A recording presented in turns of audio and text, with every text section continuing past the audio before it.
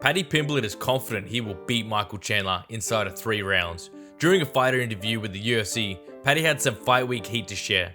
I mean, what's the point of being nervous when you know you're gonna win? That's the way I look at things. I'm a lot stronger now. I've been doing my weights program specifically all the way through without a camp, so I feel very strong now. He's not gonna try, well, unless he loses his marbles and tries to take me down. I don't think he's gonna take me down. I think he knows I outmatch him on the floor. He thinks because he's fought Poirier and Charles and Gaethje, he doesn't get knocked out by them, that he won't get knocked out by me. They stood there and tried to brawl with him, and I come in with a game plan. I come in to do certain things in fights, and that's what I'll do to Chandler, and I really can't see myself knocking him out. I know his fight IQ isn't the best, and we've game planned for this fight. In another interview with UFC News, Paddy made his prediction for the matchup this weekend. This isn't going 5 rounds, Chandler gets finished in 2. What do you guys think of the matchup, and who do you see coming out victorious? It's Sterling. Leroy asked you, bro. Leroy asked you. Good. That was good, man. Shout out Leroy, man. Shout out Leroy. That boy smooth with it. But dog, honestly, to me, this is my main event, because the main event is gonna be a bit depressing if Volk loses. And I'm just going to be nervous going into that fight. You know what I'm saying? I'm not going to be enjoying that fight laying down unders through my headphones that whole entire fight. This fight is going to be a scrap, boys. This is going to be 2 gladiators going in there and letting leather slaying, boys. I think if this fight does go to the ground, it's because somebody got dropped and the other one came on top, and it might stay there for a little bit. If it does go to the ground, son, Paddy's jiu-jitsu's fucking nasty. What he did to Bobby Green, or King Green, let's never fucking forget, dirty. He's gonna be a problem. But here's the thing, though. Paddy's gonna come out there swinging with that head up, son. And if Michael hits you, boys, I mean, did you see their fists? They don't even look like human hands no more. They look like deformed. With the broken knuckle, it looked fucking massive, that knuckle, doesn't it?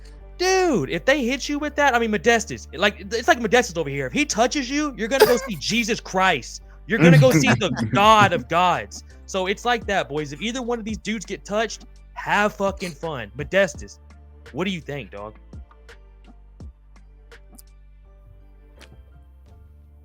Bit behind. I don't think he can hear you, Sterling. I don't think he can either, but you know what I'm saying. So Ola, you toss it over to him, son. Ola's got to do it. No, he's heard it now. He's heard it now. Yeah, what you say, Muddy? The boys are asking you about that. You know, about that fight with Paddy and Chandler. Coming into this. Yeah, I think Paddy gets it done, man. I'm quite confident in that, actually. Just if you look at like even like the size difference, like you got the height difference, you got the range difference. Like Paddy, although as you've seen in some of his fights, he likes to keep his chin up high. I mean, if you saw in the Bobby fight, he was able to keep things at range. So, like Chandler needs to get in. He needs to duck and weave and get in close to be able to land his most powerful shots. And Paddy's been doing really well in his most recent fights of keeping it at range, using the low kicks. Do you know what I mean? Using the jab. And listen, as he's mentioned, take him down and see what happens. Do you know what I mean? Take him down and see and see what you can do on top with.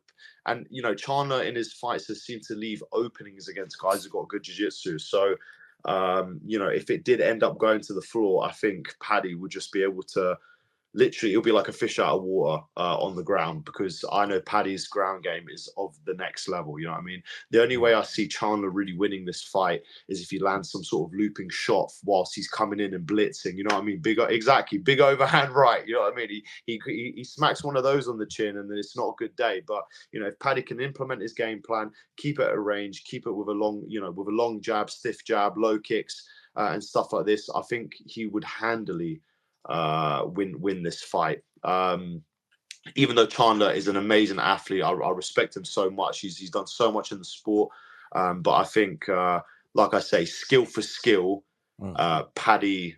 Just in my eyes, I just don't see any route to victory other than that big overhands by Chandler. You know what I mean? Yeah. So that's my opinion, anyways.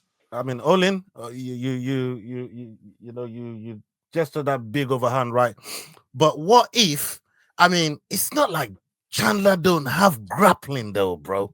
Like it's not like he can. This And I ain't, know. this ain't the same Chandler And- that choked out Eddie Alvarez, brother. Calm Hold down. on, You know what I mean? hold on. Let me play the devil's advocate here, son. Lay You it know what I on mean? him. Lay it on him. It's not like Chandler don't, have that side of the fight as well. He can't get down. He can play dirty. We've heard from people like Poirier talk about how dirty Chandler is down. Don't start that conversation. That's why I'm coming to you. That's why I brought the Poirier. Don't start that conversation with the Dustin Poirier fan in the house, bro. Don't do that. That's why I brought it to you, brother. Talk to us, man. Talk to us. I want to hear Look, this.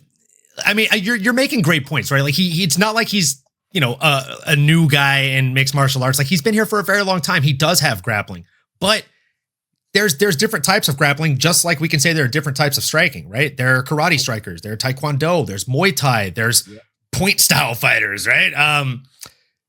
His style of grappling is very wrestle heavy. It's very wrestle pure. And the person he's going in there against is someone who realistically started training grappling for MMA purposes. It has a very heavy Brazilian Jiu-Jitsu style to it. But if you ask me to classify the style of grappling that Paddy brings to the table, I would tell you it's mixed martial arts grappling. He has chain wrestling. He has Brazilian Jiu-Jitsu. He has wrestling negation skills. So again, I think Modi B said it. Like if you shoot a takedown and you're Michael Chandler, good luck. You're gonna find out, bro. I hope you're back to lunch. Paddy, I think, will catch him in a guillotine so quick if Chandler shoots for a takedown the way that he did against Dustin Poirier. I love Dustin Poirier. He's my favorite fighter of all time. But the guy has attempted a gilly in like at least one out of every 2 fights, and he's never successfully gotten one. Oh, by the way, he also submitted Michael Chandler. If he's able to do that, what do you think Paddy's going to do to him? Someone who not only submits people, but makes him look pretty funny. He makes him look pretty silly while he's doing it. Big King Green fan. Did you see the way he trapped that kid's arm while he was submitting him? That's not normal, bro. That is high-level, sophisticated grappling.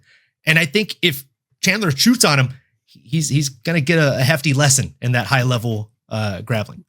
And let's not forget, boys. Let's not forget, Paddy. Most his wins are by subs.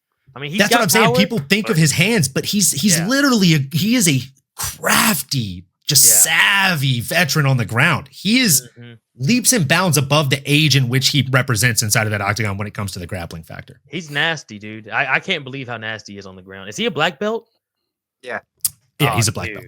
If you've enjoyed this video, don't forget we do our Dust Off Shakedown every Wednesday, 9 p.m. UK time. Don't miss it.